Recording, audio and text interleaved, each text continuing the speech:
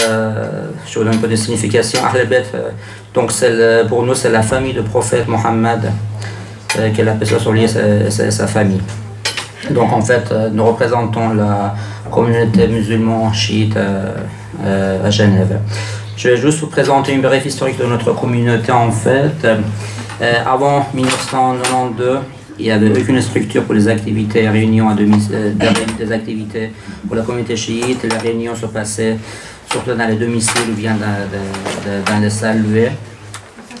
En 1992, on a créé l'association islamique d'Ahl al-Bayt de Suisse de Genève, dans laquelle il y avait plusieurs membres de différentes communautés, donc des Indiens, des Pakistanais, des Iraniens, des Irakiens, des Libanais, des Suisses, des Français, des Maghrébins, des Bosniaques et d'autres.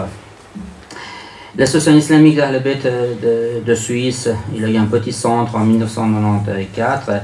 Et au fur et à mesure que la communauté s'est agrandie, nous avons loué des locaux plus grands et actuellement nous avons ce local-là depuis une dizaine d'années. Il a noté qu'en fait notre association est totalement indépendante. On appartient, on n'est pas aidé financièrement par un État ou bien par un groupe. Les fonds de l'association viennent de cotisations des membres et les donations. Les activités que nous avons dans ce centre, il y a des activités bientôt religieuses, il y a la prière de vendredi, le jeudi soir, il y a toujours une invocation, un discours en français. On insiste beaucoup à avoir en fait d'avoir des discours toujours en français. Bien sûr, on fait aussi des discours en arabe, en farsi, en ourdou, en anglais, mais la majorité des discours qu'on fait en fait, c'est en français ici. En 2005, nous sommes devenus membres fondateurs de l'Union des organisations musulmanes de Genève, dont je suis membre de comité de direction en qualité de trésorier. Étant donné qu'il y a beaucoup de personnes qui nous donnent en fait de l'aumône pour les pauvres et pour les orphelins, nous avons créé aussi l'Association internationale d'entraide d'Ahl al-Bayt, dont la fonction est de collecter la charité pour les orphelins nécessiteux. Donc nous envoyons dans différents pays comme l'Iran, l'Irak, le Liban et en Inde. Et ces deux associations, ils continuent toujours leurs activités, ils sont gérées par les bénévoles. En fait, ces deux associations et aussi la fondation n'ont pas de personnes salariées. Depuis quelques années, notre association en fait, ne répond plus aux besoins accrus de la communauté, surtout aux deuxième et troisième générations. Donc un de nos objectifs est qu'ils puissent garder leur culture d'origine et leurs racines tout en se sentir bien dans la société dans laquelle ils vivent. C'est pourquoi quelques membres actifs de notre communauté ont créé la Fondation islamique culturelle d'Ahl al-Bayt, dont les objectifs sont les suivants, en fait, aider des jeunes à préserver leur identité d'origine tout en leur permettant une bonne intégration au sein de la société suisse, promouvoir la responsabilité civique de la communauté musulmane en Suisse. En fait, ce qu'on cherche vraiment que les musulmans, surtout les gens, ceux qui sont nés ici, qui se sentent vraiment en Suisse chez eux-mêmes en fait. Par exemple, l'exemple que j'ai toujours donné, donc je suis aussi d'origine iranienne et naturalisé bien sûr suisse, quand mon enfant il part en Iran, il va dire papa je vais aller en Iran, mais j'aimerais bien aussi quand il revient en Suisse, il dit je rentre aussi chez moi. Dans les deux cas, il dit que je vais chez moi, qu'il ne fasse pas une différence. Tout en sachant qu'il aura une richesse de culture s'il a vraiment de culture.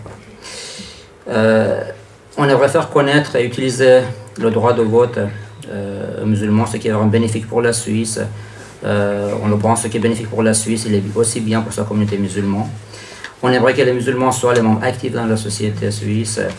On essaie d'encourager les musulmans de participer dans la vie politique, économique et sociale suisse. Je pense que l'affiche qui est derrière moi, ça représente l'envie qu'on en fait vraiment que les musulmans participent dans la vie politique. On aimerait aussi favoriser les échanges avec la communauté non musulmane et promouvoir la compréhension mutuelle. On aimerait bien se connaître les uns et les autres. En fait, l'être humain a une certaine crainte de l'inconnu. Quand il ne connaît pas quelqu'un, il a peur de cette personne-là. En fait, ceux qui vraiment ont peur de l'islam parce qu'ils ne connaissent pas cette religion de tolérance. Et malheureusement, certains partis extrémistes, ils profitent de cette méconnaissance. On aimerait aussi encourager le dialogue interreligieux et interculturel. On a participé dans certaines conférences dans ce domaine.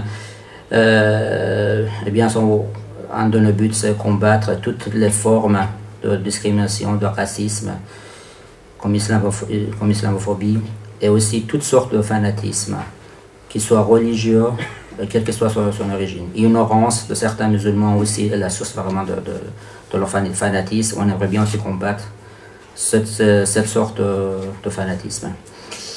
On aimerait aussi offrir un cadre d'éducation, d'enseignement et de loisirs pour nos enfants et surtout aussi pour les adultes. Pourquoi déjà, les dimanches, on a une école à Al-Bayt, donc pour le moment c'est pour les jeunes et les adolescents. Donc on essaie de leur enseigner bien sûr la langue arabe et aussi un peu la culture musulmane et les principes islamiques. Tout à l'heure, une des directrices va vous présenter en fait cette école.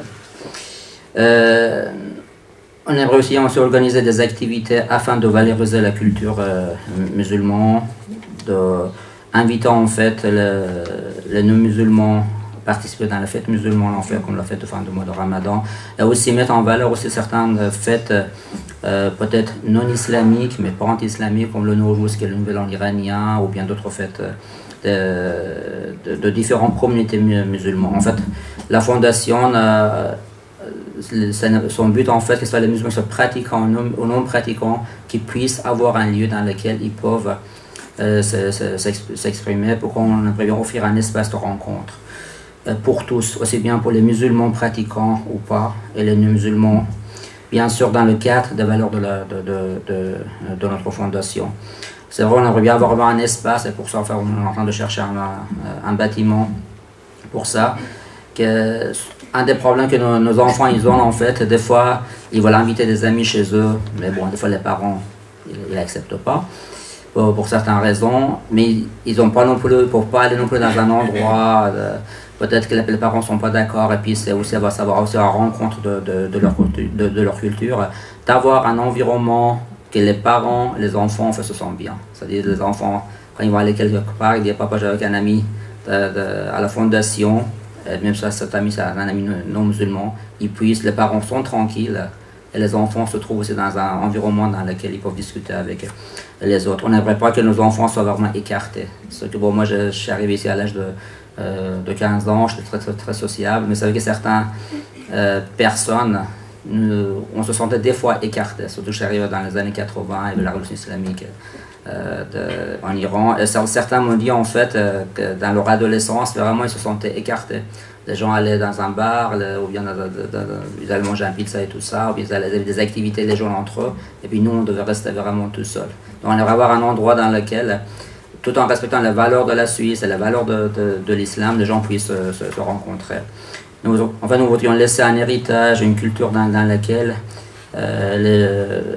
surtout les gens peuvent trouver les valeurs convergentes de l'islam et celles de la Suisse.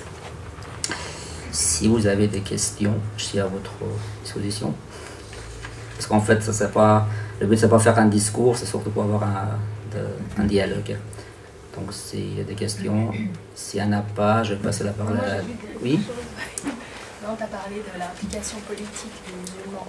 Je crois que l'idée, c'est pas qu'on fasse forcément de la politique, mais c'est-à-dire qu'on ait une participation citoyenne. Tout à fait, participation citoyenne, oui. Dans ce sens-là. Oui, c'est-à-dire qu'on est des citoyens suisses de confession musulmane, on a aussi des opinions sur différentes choses. Et c'est plus dans l'idée d'avoir une participation. En fait, il y a quelques années, quand je suis naturalisé, j'ai dit à quelqu'un, bon, pour la votation, qu'est-ce qu'on fait? C'est aussi un frère musulman, il me dit, mais c'est interdit de voter pour nous. C'est pas des musulmans. Je dis, au contraire. Pour nous, en fait, on a des droits qui nous amènent aussi des devoirs. Donc, on a des droits, en fait, il faut qu'on demande ce droit. Le droit n'est pas donné, il faut le prendre la plupart du temps. Mais on a aussi des devoirs. On ne va pas dire qu'on a le droit au chômage, mais on a aussi le devoir de payer les impôts. Donc, voilà, donc, il y a Saïra qui... Oui. Donc, c'est Ali Kanan, je passe la parole.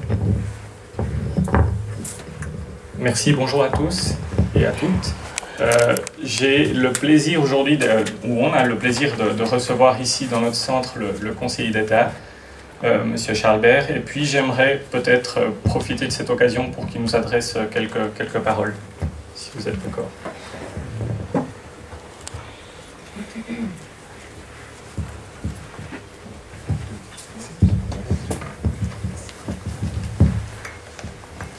Bonjour.